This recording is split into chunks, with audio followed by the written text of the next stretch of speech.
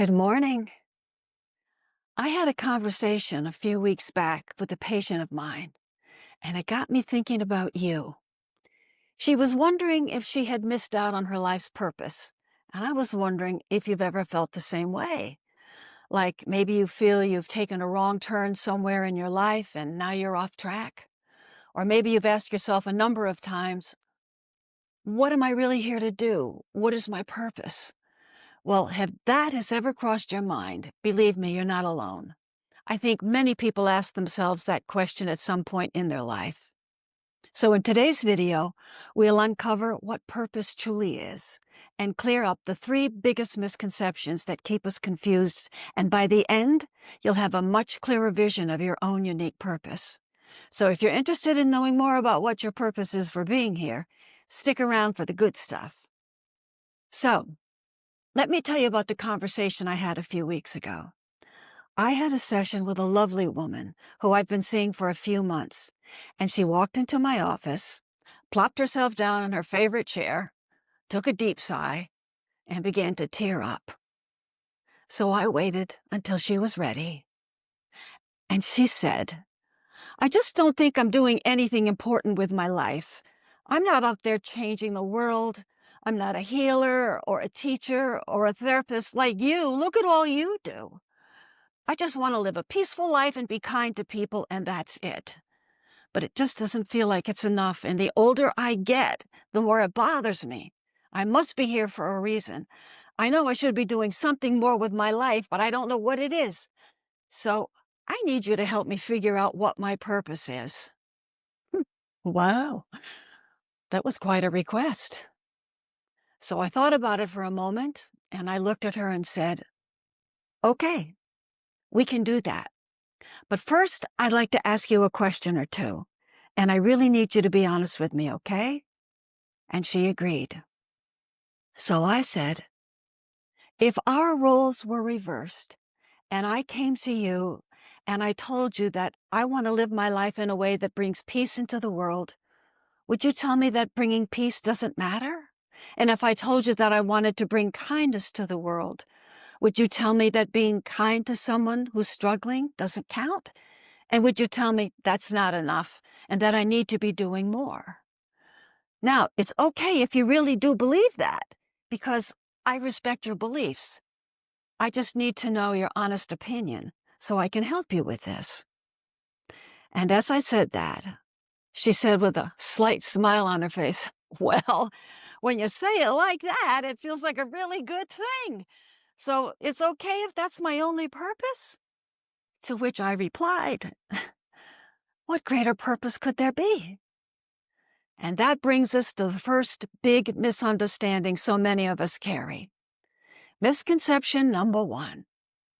We think our purpose in life has to be some big, grand mission. And not only that, we'd better figure it out before it's too late.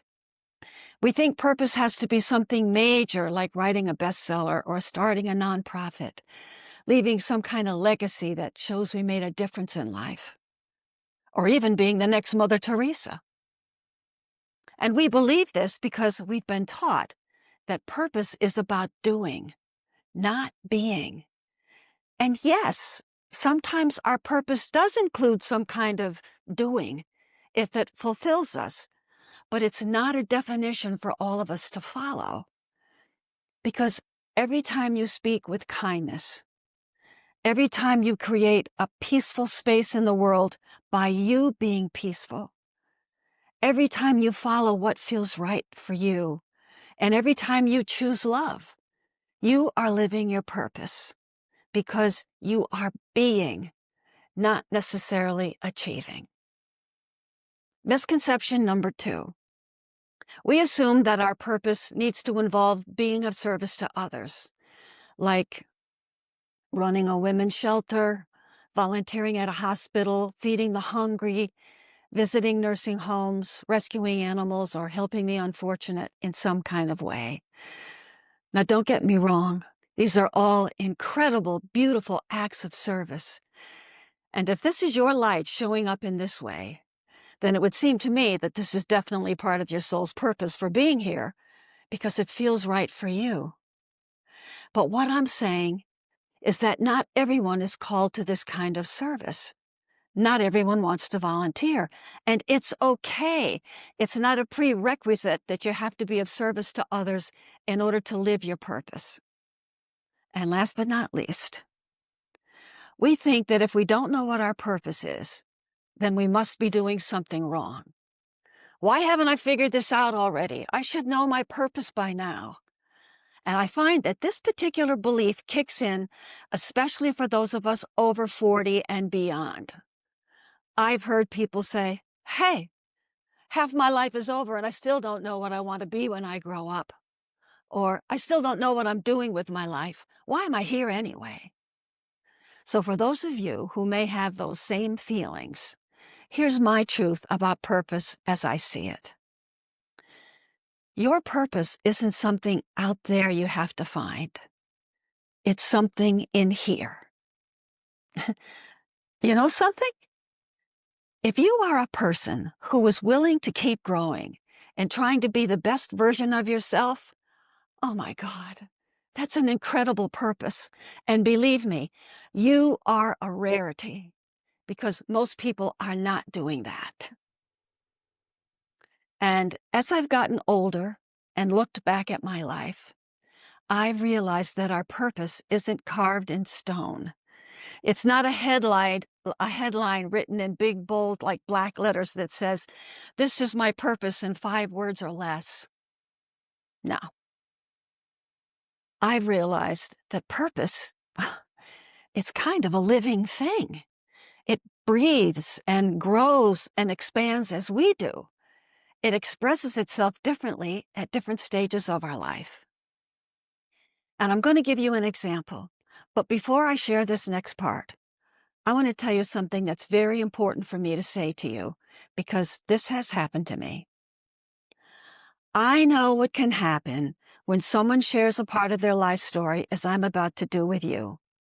And you might hear the details and start comparing it to your own life, thinking, wow, she's done so much, and I haven't. So I want to stop you right there in case your mind wants to go in that direction. Because I'm not sharing what I'm going to tell you to impress you in any way. In fact, that's the last thing I want to do. I'm sharing it to show you that purpose is more about listening to whatever is calling you at various times of your life. So let me show you what I mean. As a child, my purpose was just to survive my childhood. It wasn't an easy one, but I kept going, and I tried very hard to make sense of a world that didn't make me feel safe. And I fulfilled that purpose. I made it through my childhood. Woohoo! And I'm still happy about that. And in my 20s, my purpose was to find my own voice. I had been a people pleaser for years, and it was time for me to stop living for what others expected of me and to speak up even if I feared what other people would think. In my 30s, I discovered that my purpose was to find freedom. So I left behind a successful music teaching job and hit the road with a rock and roll band for 7 years because it gave me the opportunity to feel free without having to follow somebody else's rules. It felt like the right thing to do, even though I was scared to death because I was giving up a great job that I loved. So I told myself, well, look, what's the worst thing that could happen? Some master key experts would come and steal your van with all the musical equipment in it, and you'd lose your way of making a living? What are the odds? Well, that's exactly what happened 6 weeks later on December 2nd, 1979, but who's counting, in Akron, Ohio. So then I had a new purpose, which was to become resilient, so that 4 weeks later, we were back on the road. Now, in my 40s, I did feel a deep desire to help others heal because I saw the effects of how being in therapy and healing myself changed my life. So that meant going back to school at the age of 39 and eventually becoming a psychotherapist. In my 50s, I felt a deep pull to write a book, not to prove anything, but to give voice to what I had lived and pass it on. We also decided to move south during that decade, seeking a slower pace and more affordable life. But it wasn't until my 60s that I finally had the space to finish the book. And in my 70s, my purpose has been to follow my excitement and passion of wanting to totally be myself and express myself to others. Because something in me said, now is the right time for technology to help give your wisdom away to as many people as you can. So let's start a YouTube channel. I'm still surprised by that one. But here's what's important to remember. None of the above scenarios was about achievement, even though those things were achieved. It was about surviving, having a voice, feeling free, healing myself, and following my joy. Now, I know some of these choices might sound really big to you, but please don't measure yourself against them. Big or small isn't the point. Each of us has our own purpose to follow. I followed mine, and you will follow yours. What matters is that I lived my purpose by listening to what felt right for me in each chapter of my life. And the same is true for you. So, maybe for right now, you may find that your purpose is to heal something, or to rest, or to have fun, or to let more love into your life, or to simply be a safe place for people to land. Maybe it's to raise a child, or even a grandchild, or to finally start raising yourself. And maybe your purpose is to volunteer and give of yourself freely out of love. How wonderful is that? Or to write a book, or to start a YouTube channel and give away your own wisdom. So ask yourself, what feels right for me in my life right now? Or even this, what feels right for me today? What brings me peace today? What lights me up and brings me joy today? What helps me love more fully today?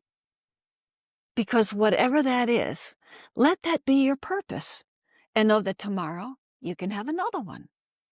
So you don't ever have to worry about finding your purpose. Your purpose will find you.